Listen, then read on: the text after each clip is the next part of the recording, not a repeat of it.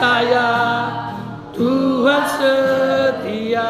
Bapak Ibu Saudara kasih dalam nama Yesus, percayakan hidupmu, percayakan hatimu sepenuhnya kepada Tuhan, maka Dia penolong yang setia akan menolong kita, menyertai kita. Kita angkat tangan semuanya, rapnya saja kita katakan segala perkara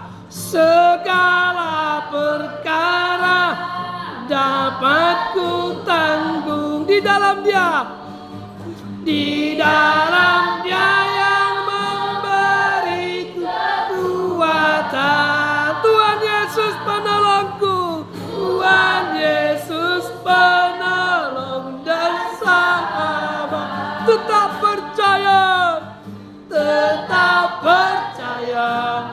Tuhan setia. Tetap percaya Tuhan setia. Percaya Tuhan setia. Haleluya, haleluya, haleluya. Engkaulah penolong kami yang setia, penolong yang menolong kami. Engkau tidak pernah mengecewakan kami. Engkau tidak pernah menipu kami. Engkau tidak pernah akan meninggalkan kami. Engkau selalu hadir di tengah-tengah kehidupan kami, di dalam rumah tangga kami, di dalam pelayanan kami. Jika kami sungguh-sungguh beribadah kepadamu dengan taat benar-benaran kepadamu dan taat dengar-dengaran, sungguh-sungguh mengikut dan melayani Engkau Bapa. Berkatilah kami Tuhan, sekalipun banyak masalah, persoalan yang kami hadapi, tantangan, persoalan nikah rumah tangga, persoalan ekonomi, persoalan pekerjaan. Tuhan Bapa memulihkan kami ketika kami dengan sungguh-sungguh untuk mendengarkan firman-Mu Tuhan. Urapi kami siang hari ini Tuhan. Kami beserta sidang jemaat-Mu datang di hadapan-Mu untuk mendengarkan firman-Mu. Urapi juga hamba-Mu dalam menyampaikan firman-Mu dengan tepat dan benar dan murni. Menyampaikan firman-Mu sesuai dengan isi hati-Mu Tuhan. Urapi sidang jemaat-Mu agar kami sungguh-sungguh mendengar firman-Mu, yakin dan percaya pada firman Tuhan. Sampai kami dapat mempraktekkan firman-Mu Tuhan. Karena kami tahu firman-Mu dapat melakukan segala-galanya dalam hidup kami. Firman-Mu dapat menciptakan yang tidak ada menjadi ada. Kami yakin dan percaya Tuhan. Mohon kemurahan-Mu Bapa, mohon kasih sayang-Mu. Bukakan firman-Mu bagi kami di akhir zaman ini Tuhan, supaya kami Tuhan benar-benar firman-Mu menolong kami. Kami tahu iblis tidak senang saat kami beribadah melayani Engkau. Dia selalu merintangi, menghalangi kami lewat roh ngantuk, roh najis, roh main-main dan keras hati. Kami usir, kami patahkan dalam nama Yesus. Pergi kamu semuanya. Darah Yesus yang berkuasa, mohon kemurahan-Mu bagi kami. Bukakan firman-Mu sebagai kebutuhan kami di akhir zaman ini Tuhan. Gereja-gereja lain dan persekutuan lain yang bersamaan dengan kami beribadah pada saat siang hari ini, sebagaimana Allah memberkati kami, Tuhan juga memberkati mereka. Terutama satukan kami dalam satu pengajaran yang benar. Karena kami tahu Engkau datang kedua kalinya untuk menjemput kami. Terima kasih Tuhan, terima kasih. Dalam nama Yesus kami berdoa dan mengucap syukur. Haleluya, haleluya, amin. Silakan duduk Bapak Ibu Saudara kasih dalam nama Yesus. Ya, salam sejahtera bagi kita semuanya. Puji Tuhan, kita bisa beribadah pada saat siang hari ini. Lewat kasih dan pertolongan Tuhan, kita bisa menyembah Tuhan, memuji Tuhan, memuliakan Tuhan. Ya, kita langsung saja ke firman Tuhan di dalam pelajaran kita dalam kitab Injil Matius pasal yang ke-22 ayat yang ke-14. Ya, kita lihat Injil Matius pasal yang ke-22 ayat yang ke-14. Pasal 22 ayat 14. Ya, kita lihat firman Tuhan pada saat siang hari ini dalam Injil Matius pasal yang ke-22 ayat 14. Ya, tolong dibantu saya untuk membacakannya. Matius pasal 14 ayat 22. Ya. Ya. Sebab banyak yang dipanggil, Ya. sedikit yang dipilih. Iya, sebab banyak yang dipanggil tetapi sedikit yang dipilih. Ya, firman Tuhan ini sudah berkali-kali kita dengarkan tentang panggilan dan pilihan Tuhan. Ya, kita dipanggil dan kita mau dipilih. Jangan kita hanya puas untuk dipanggil saja, tetapi kita mau sampai masuk dalam pilihan Tuhan. Ya, banyak yang dipanggil tetapi sedikit yang terpilih. Nah, apa artinya dipilih ini atau artinya dipanggil? Coba kita lihat di dalam Matius pasal 13 ayat 47 sampai dengan 47 sampai 50. Ya, Matius pasal 13. Nah, ini orang-orang yang sudah dipanggil nanti ini akan dipilih. Nah, dipilih Tuhan di dalam Matius pasal 13 ayat 47. Ya, coba dilihat. Ini ada tentang perumpamaan tentang lalang perumpamaan tentang pukat ini. Ya, coba kita baca dulu. Ya. Ya, tentang iya. Nah, di sini kita lihat bagaimana orang-orang yang akan dipanggil dan dipilih itu. Coba dibaca. Demikian pula hal kerajaan sorga Iya. itu seumpama pukat yang dilakukan di laut. Iya. Lalu mengumpulkan berbagai-bagai jenis ikan. Iya, berbagai-bagai jenis ikan. Ya, ini sering saya sampaikan berulang-ulang supaya kita mengingat, karena firman Tuhan ini harus disampaikan berulang-ulang agar kita juga bisa mengingat. Karena dosa juga berulang-ulang dilakukan setan, iblis, untuk menjatuhkan manusia. Supaya dosa yang berulang-ulang itu akan bisa kita hadapi lewat firman yang diulang-ulang. Ini dikatakan hal kerajaan sorga itu seumpama pukat. Pukat itu menggambarkan firman Tuhan. Lalu dilabuhkan di laut. Dilabuhkan di laut. Laut itu menggambarkan dunia, menggambarkan tempat kita ini, bumi. Lalu mengumpulkan berbagai-bagai jenis ikan. Ikan itu menggambarkan kita, manusia. Berbagai-bagai jenis ikan, berarti berbagai-bagai jenis suku, bangsa, ras, kaum, dan bahasa. Inilah pukat itu yang akan diberikan kepada Tuhan, kepada semua bangsa yang ada di dunia ini. Makanya Alkitab itu atau Injil itu disampaikan kepada seluruh dunia, agar seluruh dunia mengetahui bahwa Injil keselamatan akan sudah tiba di dunia ini untuk menyelamatkan manusia dari yang berdosa. Terus ayat 48 Bu, Pak. Setelah penuh, pukat itu pun diseret orang ke pantai. Iya, setelah penuh, pukat itu diseret ke tepi pantai. Terus lalu duduklah mereka dan mengumpulkan ikan yang baik ke dalam pasu. Iya. Dan ikan yang tidak baik mereka buang. Iya. Pukat ini penuh. Jadi penuh pukat ini akan dipilih. Tadi sudah dipanggil. Kita dimasuk dalam panggilan Tuhan, masuk dalam pilihan Tuhan. Jadi jangan kita hanya puas sebagai orang Kristen biasa saja. Ada 3 hal orang Kristen. Kristen umum, Kristen khusus, dan Kristen istimewa.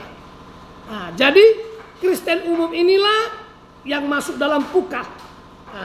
Lalu setelah masuk dalam pukat, masuklah kita kepada Kristen yang dikhususkan. Itulah Kristen yang sudah dipilih Tuhan. Dipilih dari berbagai bangsa.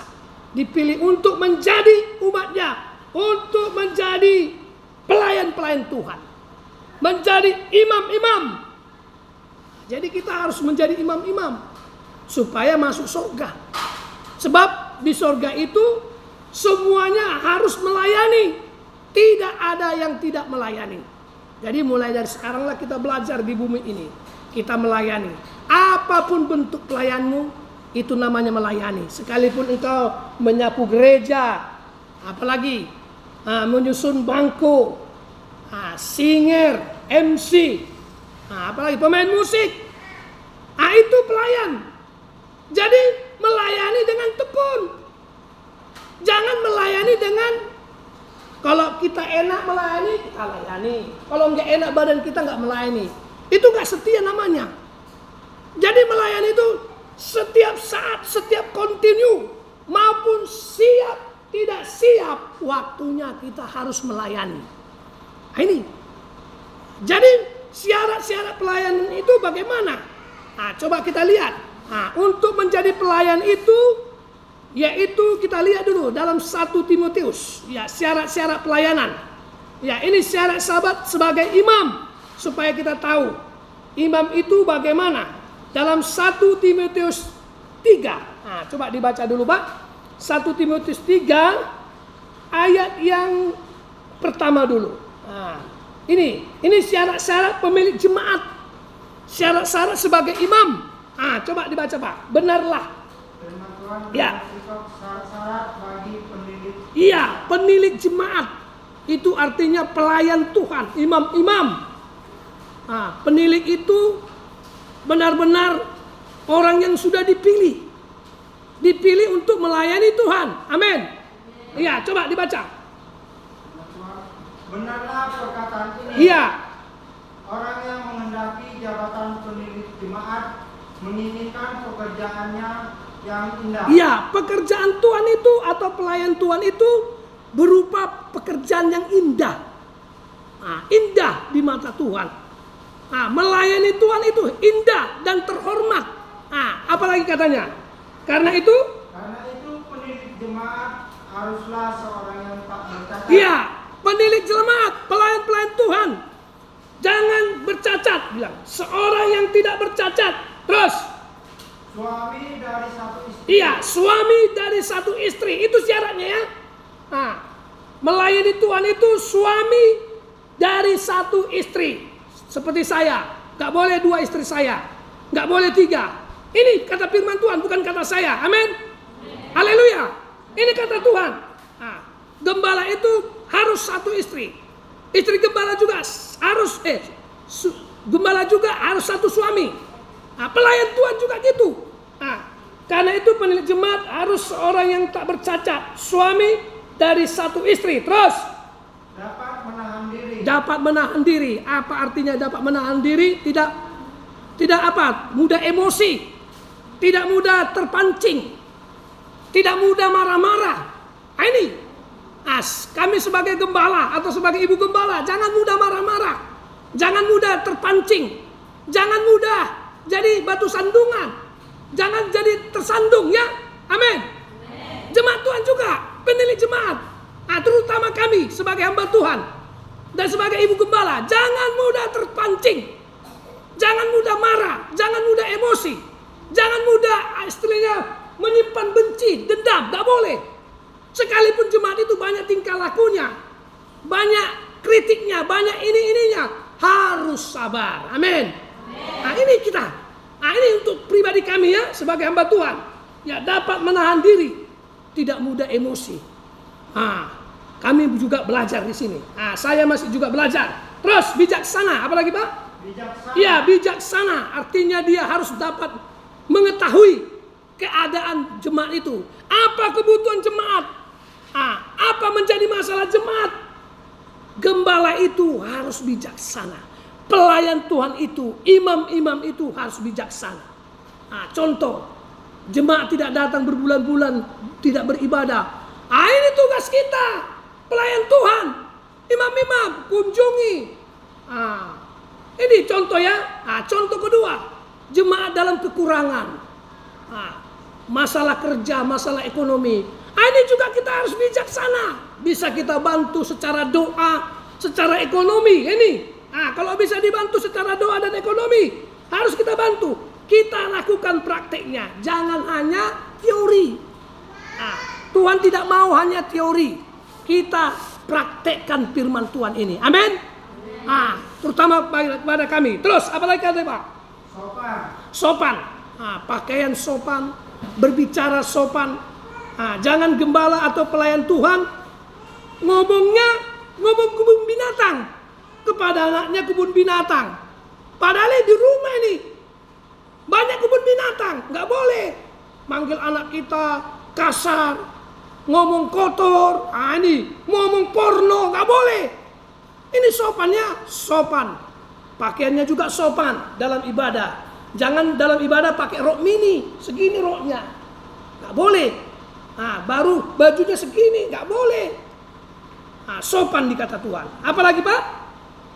Suka memberi tumpangan. Iya, suka memberi tumpangan kepada siapapun, apalagi kepada hamba-hamba Tuhan. Amin. Hamba Tuhan itu adalah malaikat Tuhan yang diutus Tuhan. Kalau contohnya ada hamba Tuhan, contohnya kemalaman, rupanya dia nggak tahu mana menginap. Rupanya dia katakan dia hamba Tuhan. Berikan tumpangan. Terus apa lagi Pak?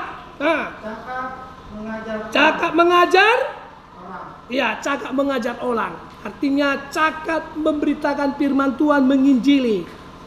Jadi jemaat juga harus melahirkan jemaat. Artinya domba melahirkan domba, bukan gembala melahirkan domba, tidak. Harus domba. Kalian ini jemaat digambarkan domba, harus melahirkan domba. Artinya memberitakan Injil. Beritakan firman Tuhan, ajak orang-orang untuk beribadah. Amin. Ini sudah saya lihat, sudah mulai ada pergerakan. 2024 ini sudah mulai ada perubahan di jemaat kita. Amin. Jemaat sudah semakin bertambah. Ini sudah saya lihat ini. Terus apa lagi Pak? Bukan peminum, maaf. Kalau peminum belum bisa melayani. Haleluya. Ini Tuhan bilang ya. Peminum apa ini? Amin. Peminum keras, tua, alkohol, tua nias, nggak boleh melayani. Jangan sakit hati. Lepaskan dulu minummu, baru bisa melayani. Amin. Bukan peminum, bukan pemarah, melain pendamai. Nggak boleh marah-marah melayan Tuhan ya. Amin. Mama Aisyah, Mama Anggiat, ini yang melayani Tuhan. Nggak boleh marah-marah, sabar. Kata Tuhan. Apa lagi? Terus. Pendamai, bukan hamba uang. Bukan hamba uang. Kita melayani Tuhan bukan mencari uang. Amin. Kalau sifat saya mau mencari uang ke tempat ini rugi. Benar enggak? Berugi. Sedangkan minyak kami saja kemari hampir 200.000 habis. Rugi kalau mencari uang. Tapi saya bukan mencari uang. Melayani Tuhan bukan mencari uang. Amin. Ini juga pelayan-pelayan. Jangan mencari uang. Kalau kita mau mencari uang, rugi. Jangan mencari uang di dalam pelayanan. Lebih baik kau kerja jadi orang dunia. Ini. Tapi kita mau melayani ini untuk memperluas kerajaan surga. Untuk melakukan kehendak Tuhan. Amin. Ini dia melayani Tuhan. Bukan kita mau digaji. Saya nggak ada gaji saya sebulan berapa, enggak. Bahkan membangun gereja ini pun nggak ada digaji. Ya hanya dengan topangan jemaat, doa jemaat, kita sama-sama, iya kan? Tapi ketika saya tidak mengharapkan gaji, Tuhan selalu buka jalan. Tuhan selalu buka jalan. Dia cukupkan segala kebutuhan kami. Ada-ada aja Tuhan berikan berkat. Mau kemari pun kami tetap ada untuk beli minyak. Ini dia Bapak Ibu. Jadi hamba Tuhan itu jangan jadi hamba uang. Kalau kita menjadi hamba uang, bahaya. Kita hanya melayani uang. Jadi kalau kita hanya melayani uang, ini dia bahayanya, yaitu cinta akan uang. 1 Timotius 6 ayat 10. Coba dibaca Pak. Jadi kita jadi jahat. Jahat dalam melayani Tuhan. 1 Timotius 6 ayat 10. Ya. Ini kalau kita sebagai hamba Tuhan menjadi hamba uang. Coba, atau pelayan Tuhan, melayani Tuhan menjadi hamba uang. Ini nanti puncaknya kepada kita. Coba dibaca Pak. Karena akar segala kejahatan ialah cinta uang. Iya, dari sini nanti akar dari segala kejahatan cinta akan uang. Karena kita menjadi hamba uang. Terus. Sebab oleh memburu uang beberapa orang telah menyimpang dari iman. Terus. Dan menyiksa dirinya dengan berbagai-bagai duka. Iya, artinya bukan uang segala-galanya. Amin. Ini kita melayani Tuhan, mengikut Tuhan, bukan uang segala-galanya. Bukan kita nggak butuh uang, saya juga butuh uang. Amin.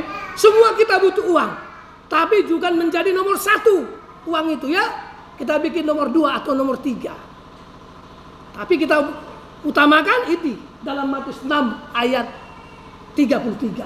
Itu kita utamakan. Cari kerajaan Allah dan kebenarannya. Jadi melayani Tuhan, mencari kerajaan Allah, memperluas kerajaan Allah. Ini supaya kita supaya kita jangan jadi hamba uang. Ini jadi hamba uang ini rugi. Ini akar dari segala kejahatan adalah cinta akan uang.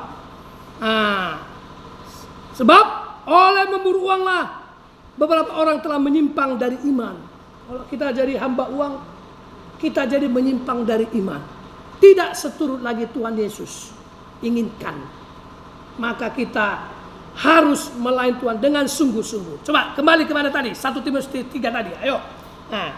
Terus ayat 4. Seorang kepala keluarga. Ayat 4-nya Pak. 1 Timotius 3 ayat 4. Seorang kepala keluarga yang baik. Iya, kepala keluarga yang baik. Terus disegani dan dihormati oleh anak-anak. Iya, disegani dan dihormati oleh anak-anaknya. Inilah pelayan Tuhan, imam-imam itu.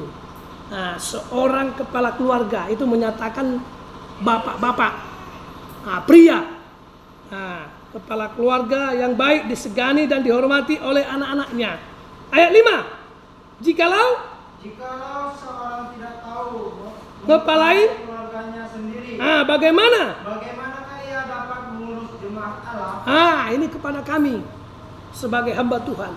Jika kami tidak bisa mengepalai keluarga kami atau anak-anak kami atau istri kami, bagaimana kita mau memimpin jemaat?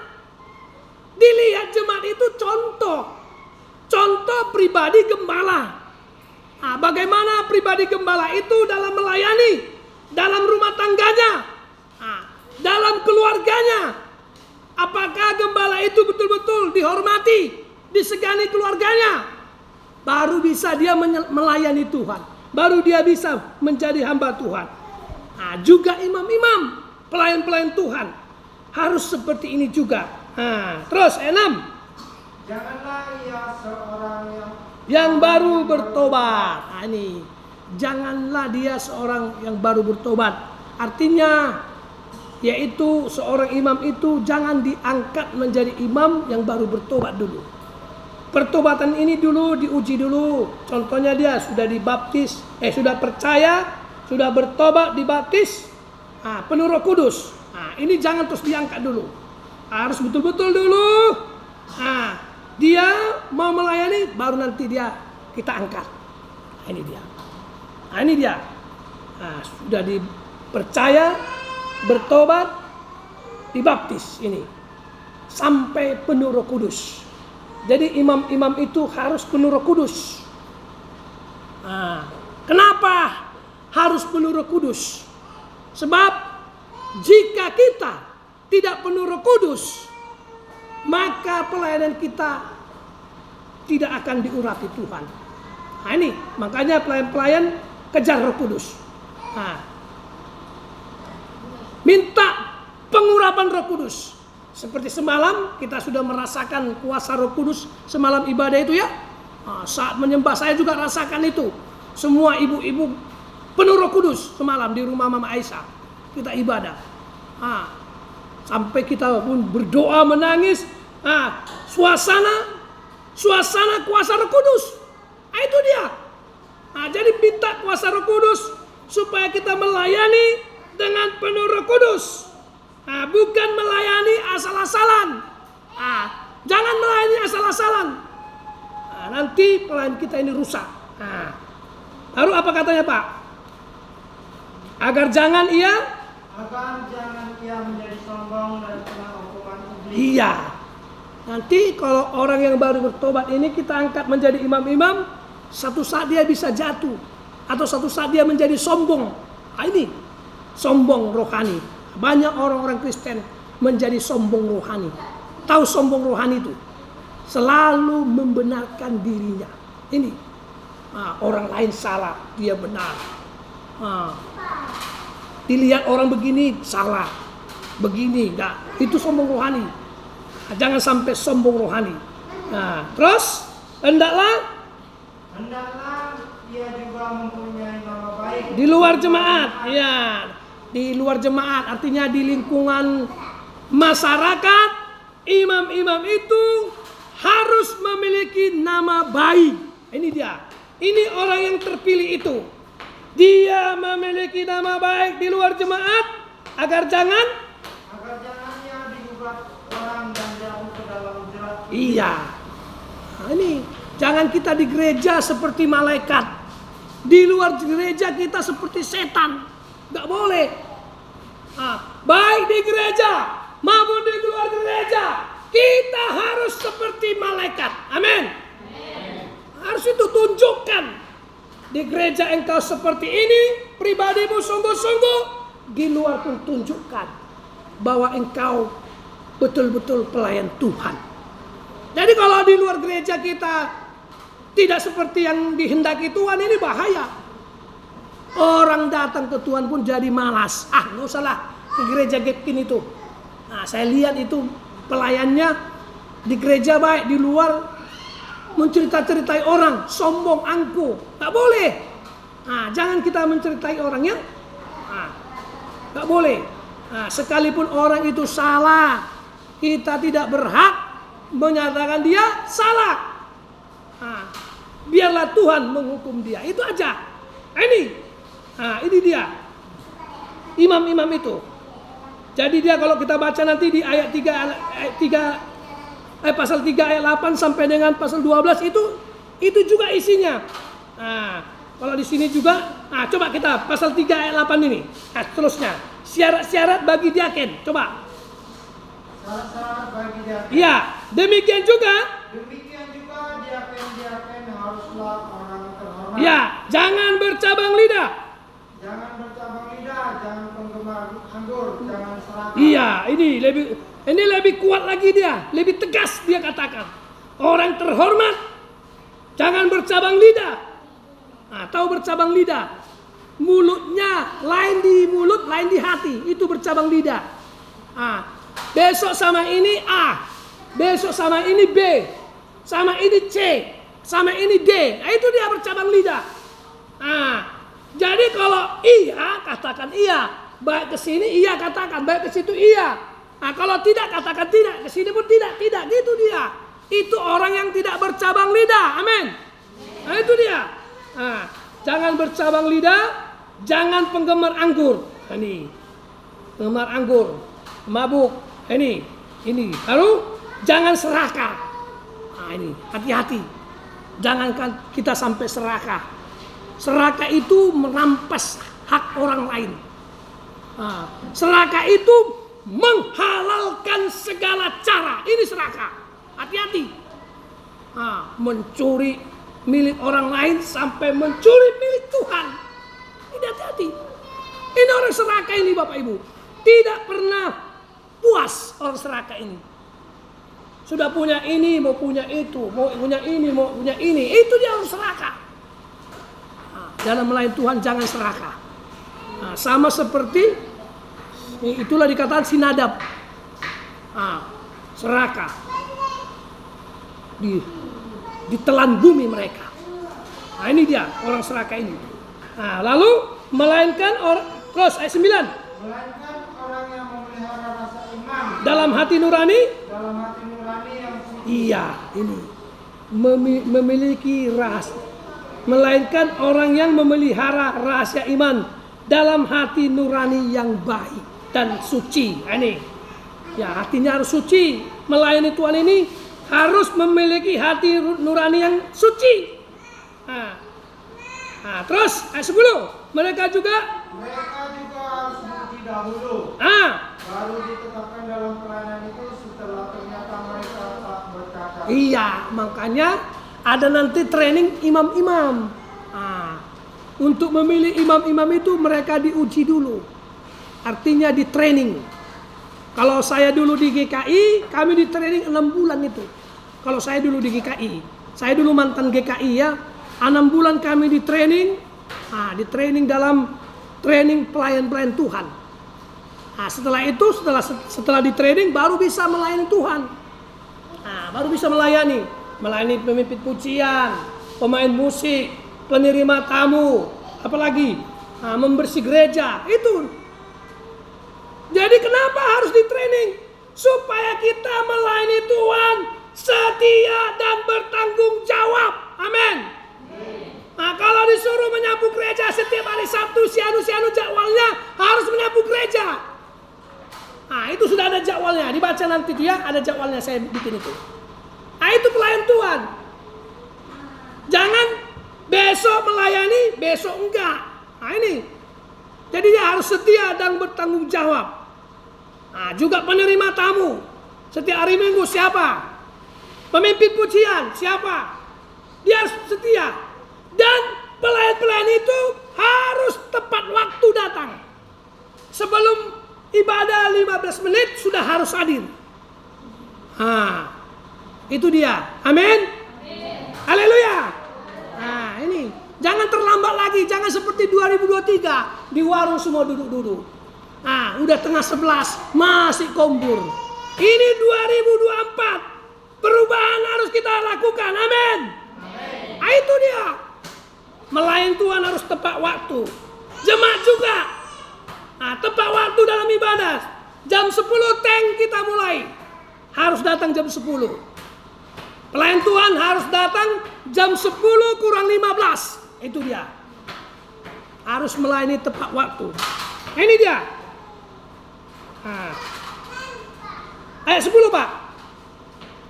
Mereka juga harus diuji. Lalu ayat 11. Maaf, ayat 11. Demikian pula istri-istri hendaklah orang terhormat. Ya, jangan pemiknah. Jangan pemfitnah.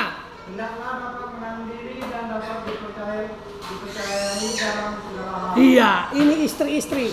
Untuk ibu-ibu dikatakan di sini, demikianlah pula istri-istri hendaklah orang terhormat. Jangan suka memfitnah. Artinya memfitnah itu bergosip. Suka ke rumah orang sambil cari kutu. Gini-gini ya Eda, jangan bilang ke sama orang ya. Pergi lagi ke sana. Gini-gini ya Eda, jangan bilang ke orang. Sudah dibilang ke sini, dibilang lagi ke situ. Ini pemfitnah. Lebih baik kalau nggak ada kerja di rumah, lebih baik berdoa, baca Alkitab. Kan banyak lagi kerja di rumah kan. Ini istri saya nggak saya boleh itu. Kalau nggak penting keluar jangan pergi. Lebih baik kamu di rumah, kerjakan apa yang ada di rumah, berdoa, itu aja. Makanya jarang istri saya keluar ke rumah itu. Kecuali ada pesta. Pesta baru pergi. Kalau diundang dia kan, ini pergi. Jangan ini tiap hari merumpi, tiap hari bergosip, sampai masak pun nggak masak. Ini hati-hati, suami nanti jadi marah. Sampai nggak masak. Ini hati-hati. Ini dikatakan, istri-istri hendaklah orang terhormat, jangan pemiknah.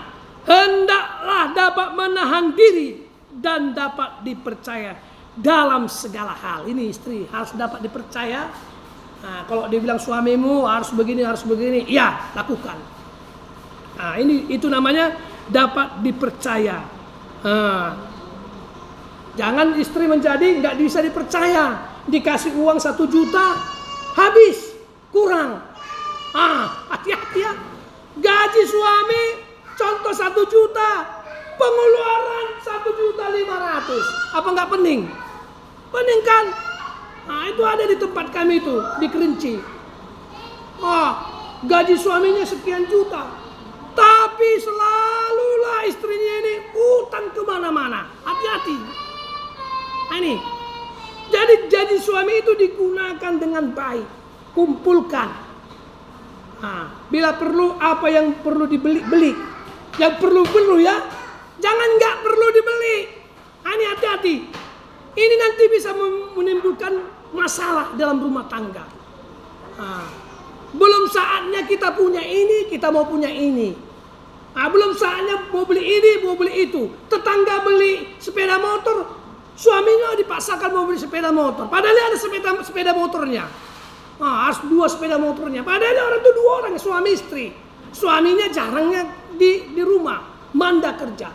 Harus 2 sepeda motornya. Ini membuat kita menjadi bermasalah dalam rumah tangga. Ayat 12, ya. Supaya kita menyembah Tuhan. Ayat 12, ya. Yakin haruslah suami dari satu istri. Iya. Mengurus anak-anaknya dan keluarganya dengan baik. Iya, sama seperti tadi kan, 1 Timotius 3 tadi. Memiliki istri 1. Terus ayat 13. Karena mereka yang melayani dengan baik beroleh kedudukan yang baik. Iya, sehingga dalam iman kepada Kristus Yesus mereka dapat bersaksi dengan leluasa. iya, kalau kita sudah tidak ada cacat celah kita atau tidak ada dosa kita dalam melayani Tuhan, kita tidak merasa tertuduh. Hati-hati. Kalau kita masih menyimpan dosa melayani Tuhan, pasti tertuduh. Ini dia. Itu artinya, karena mereka melayani dengan baik, beroleh kedudukan yang baik, sehingga dalam iman kepada Kristus mereka dapat bersaksi dengan leluasa. Jadi kita bisa bersaksi, memberitakan firman ini dengan leluasa. Tidak ada halangan, hambatan di hati kita. Tidak ada terselubung dosa yang membuat kita tertuduh. Inilah dia dikatakan melayani Tuhan itu. Coba kita kembali kepada Matius tadi. Sedikit lagi Matius pasal 13 tadi, ya, supaya kita menyembah Tuhan. Pasal 13 ayat 47 tadi. Sampai dengan 48 dulu. Setelah penuh pukat itu pun diseret ke tepi pantai. Lalu duduklah mereka dan mengumpulkan ikan yang baik ke dalam pasu, dan ikan yang tidak baik mereka buang. Ini artinya orang-orang yang sudah dipilih itu akan dikumpulkan. Lalu orang-orang tidak masuk dalam pilihan Tuhan akan dibuang. Inilah dia ayat 49. Coba dibaca. Demikianlah juga pada zaman malaikat akan datang memisahkan orang jahat dari orang Iya, ini arti perumpamaan itu. Orang yang dipanggil dan dipilih akan dipisahkan oleh malaikat-malaikat pada akhir zaman, memisahkan orang jahat dari orang benar. Terus ayat 50, lalu mencampakkan orang jahat ke dalam dapur api. Iya. Di sanalah akan terdapat ratapan dan ketakutan. Iya, di sini tempat orang yang tidak sungguh-sungguh atau orang yang melawan firman Tuhan, yang tidak percaya dengan firman Tuhan akan dicampakkan. Lalu dicampakkan orang jahat ke dalam dapur api. Di sanalah akan terdapat ratapan dan kertak gigi. Ini dia. Inilah tempat mereka. Orang-orang yang tidak sungguh-sungguh beribadah. Jadi bukan semua orang Kristen masuk surga. Amin. Seperti firman Tuhan semalam Matius 7 ayat 21, bukan semua orang berseru Tuhan Tuhan akan masuk dalam kerajaan surga jika mereka tidak melakukan kehendak Tuhan, tidak melakukan firman Tuhan ini, mereka tidak akan masuk surga. Itu saja. Makanya bukan semua orang berseru Tuhan Tuhan akan masuk dalam kerajaan surga, melainkan orang yang melakukan kehendak Tuhan, itulah yang masuk surga. Orang yang beribadah setia, taat dengar-dengaran, dengan sungguh-sungguh kepada firman Tuhan, itulah yang menjadi masuk surga. Jadi rumah Bapa itu sudah disediakan bagi kita. Itu dalam Yohanes 14 semalam, rumah Bapa. Bagaimana bentuk surga semalam sudah saya terangkan. Temboknya penuh dengan batu permata yaspis, jamrud, batu-batu yang mahal. Lantainya terbuat dari emas tulen. Emas tulen murni itu. Itulah nanti yang kita pijak, lantainya emas dari emas tulen. Ukuran surga itu sudah saya terangkan, 12.000 stadia. Lebar, panjang, tinggi sama 12.000 stadia. Satu stadia itu sama dengan 200 meter. Jadi kita kalikan 12.000 kali 200 meter sama dengan 2.400.000 meter. Dibagi 1.000 menjadi 2.400 kilometer. Itulah sorga yang akan kita tempati. Haleluya. Jadi sorga itu memang ada. Baca nanti di kitab Wahyu pasal 22 itu. Sorga memang ada. Tidak omong-omong, tidak bohong-bohong. Ada sorga. Sudah ada yang pergi ke sorga. Sudah. Nah, Yesus salah satunya. Siapa lagi? Musa, Elia langsung naik ke sorga. Musa sudah, Elia sudah. Juga Rasul Paulus. Nah, dia dibawa ke tingkat 3, itu sorga. Jadi sorga itu memang ada. Jangan kita katakan dongengnya itu. Dulu-dulunya itu saya dengar. Enggak, memang ada. Jadi itu tujuan kita. Bukan tujuan kita ini di bumi cari uang banyak-banyak, mati. Setelah itu habis. Enggak. Kita di bumi ini boleh cari uang banyak-banyak, tapi ibadahmu sungguh-sungguh, lakukan kehendak Tuhan sungguh-sungguh, maka engkau masuk surga. Amin. Neraka itu juga ada.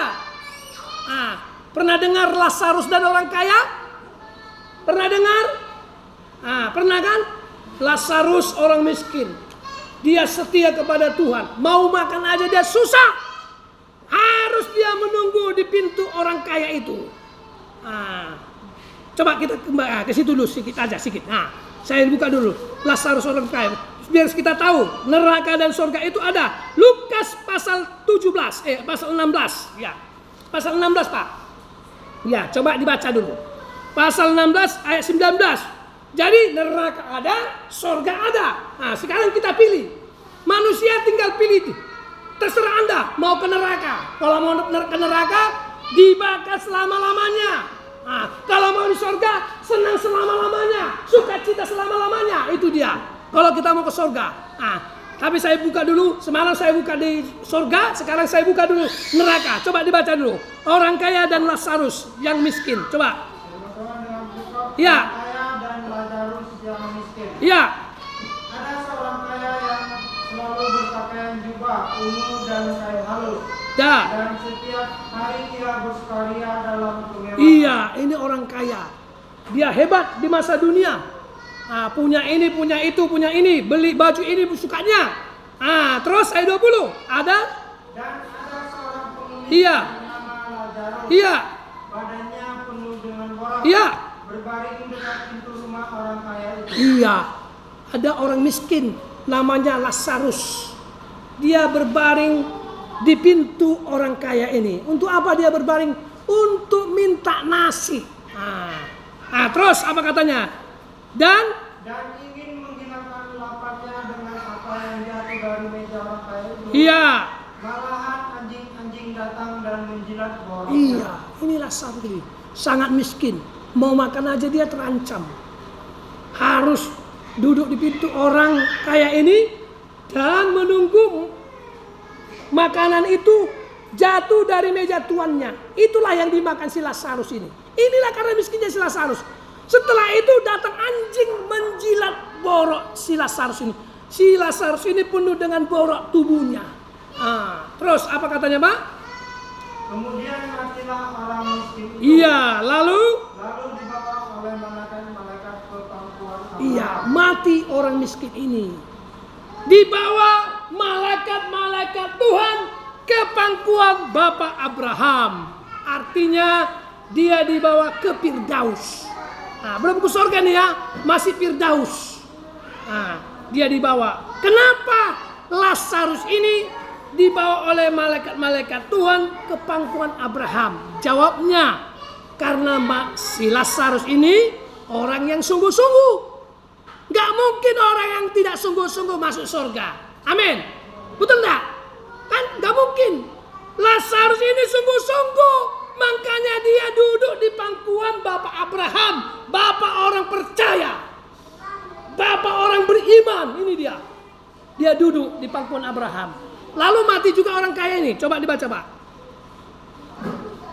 Orang kaya itu juga mati Iya. lalu dikubur, dan sementara ia menderita sengsara di alam maut, Iya. ia memandang ke atas, dan dari jauh dilihatnya Abraham dan Lazarus duduk di pangkuannya. Iya. Orang kaya ini mati. Langsung masuk ke alam maut. Alam maut di sini tempat penyiksaan sementara. Di alam maut dia masuk.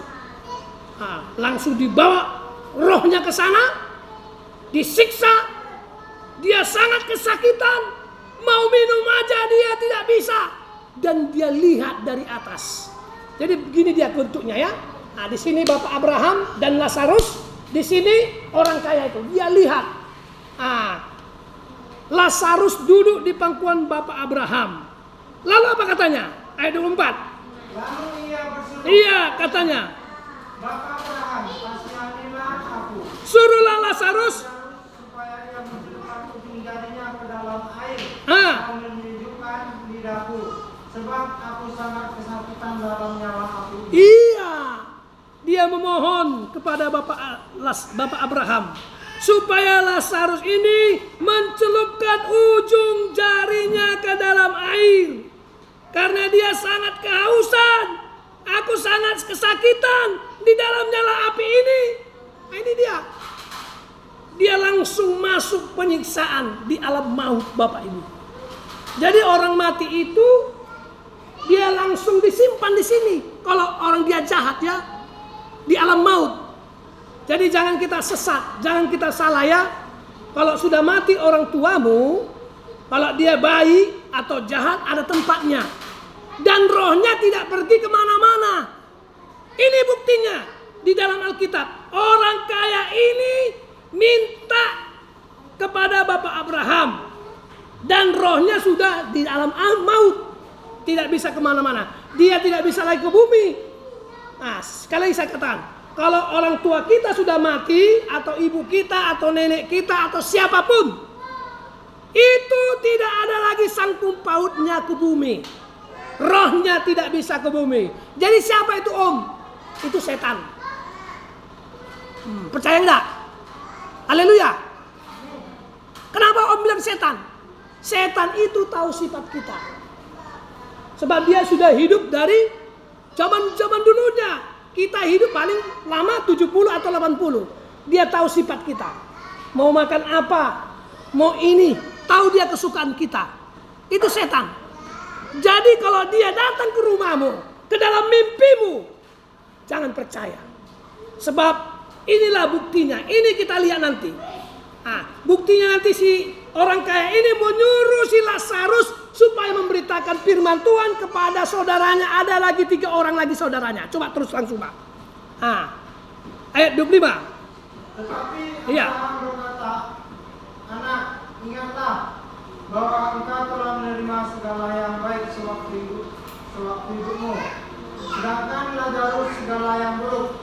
Sekarang ia mendapat hiburan dan engkau sangat menderita. Ya.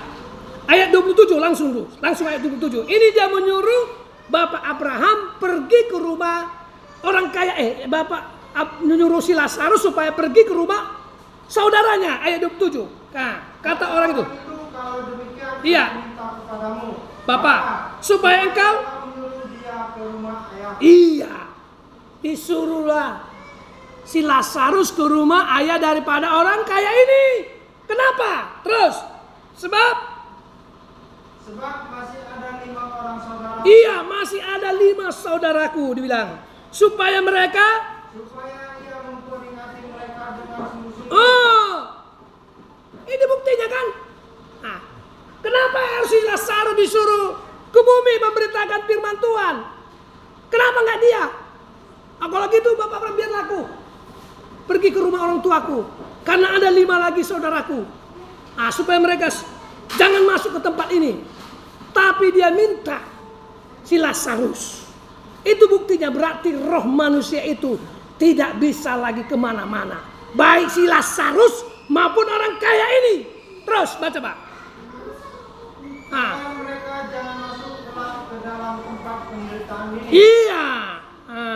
Apa kata Bapak Abraham?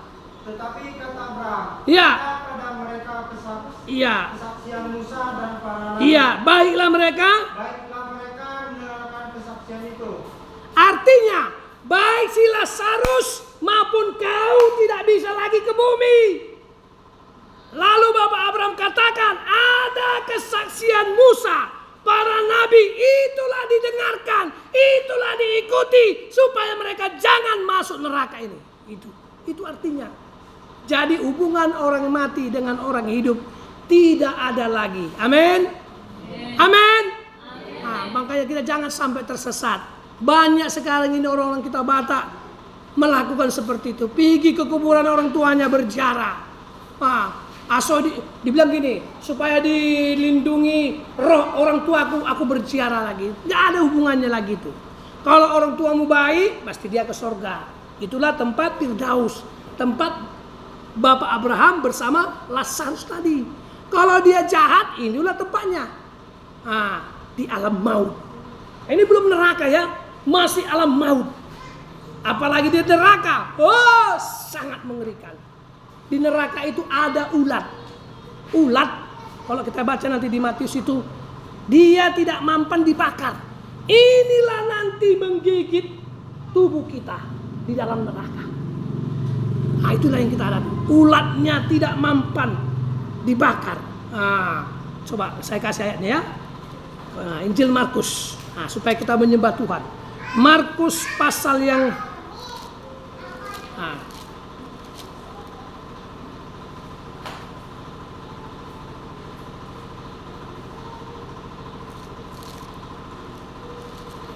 pasal 9 ya. Ayat 44. Ayat 44. Ayat 44. Markus pasal 9 ayat 44. Di tempat itu ulatnya tidak akan mati. Iya, dan apinya tidak akan padam. Iya, ini dia. Di tempat itu ulatnya tidak akan mati. Coba dibaca dulu mulai ayat yang ayat 43 lupa. 43 sampai dengan 46. Ayat 45 baca 45. Di tempat itu ayat 45, dan jika kakimu menyesatkan engkau. Ya, sampai 46. Karena lebih baik engkau masuk ke dalam hidup Ya. dengan timpang. Ya. Daripada dengan ukur kedua kakimu dicampakkan Ya. ke dalam neraka. Terus Di tempat itu ulatnya tidak akan mati dan apinya tidak akan padam. Iya, inilah dia. Ini tempatnya. Di neraka itu ada ulat yang tidak mati dibakar oleh api. Dan apinya ini tidak akan padam. Tidak akan padam. Terus menyala, terus membakar kita. Sampai iblis pun menjerit ketika mereka masuk api neraka. Jadi kalau api di dunia, api listrik ini, walaupun dia 1000 volt atau 1000 megawatt, dia itu tahan dibakar. Dia itu tertawa kalau iblis. Kalau api di dunia ini ya, tapi api yang diciptakan Tuhan, api neraka itulah api yang khusus diciptakan Tuhan untuk setan dan malaikat-malaikatnya dan nabi-nabinya. Itu khusus diciptakan Tuhan untuk masuk ke situ. Mereka nanti menjerit. Kalau kita 3 kali kita rugi. Dibakar tubuh kita, dibakar jiwa kita dan roh kita. Kita 3 kali rugi. 3 kali menderita. Tubuh, jiwa dan roh terbakar. Kalau setan hanya rohnya terbakar, tubuh kita juga terbakar, jiwa kita dan roh kita. Itulah dikatakan ulat di dalam api itu tidak akan mati dibakar. Itulah. Jadi kita harus tahu bahwa sorga itu ada, neraka itu ada. Mana yang kita pilih? Kalau saya pilih sorga lah. Makanya mulai saat ini kita sungguh-sungguh. Nggak ada batas waktunya kita disiksa di neraka. Nggak ada batas waktunya. Bukan seperti agama-agama lain. Bukan gitu. Bukan gitu ceritanya. Kalau kita tetap terus dibakar. Kalau agama-agama lain bilang berapa umur kita, contohnya umur kita 50 tahun kita dibakar. Tidak, itu bohong. Nah, tapi kita dibakar selama-lamanya di neraka. Nah, itulah api neraka itu. Tuhan Yesus memberkati kita. Biarlah firman Tuhan pada siang hari ini menguatkan kita, meneguhkan kita. Kita mau menyembah Tuhan. Haleluya. Haleluya. Angkat pujian kita kepada Tuhan. Haleluya. Seperti wanita mengurapimu. Haleluya.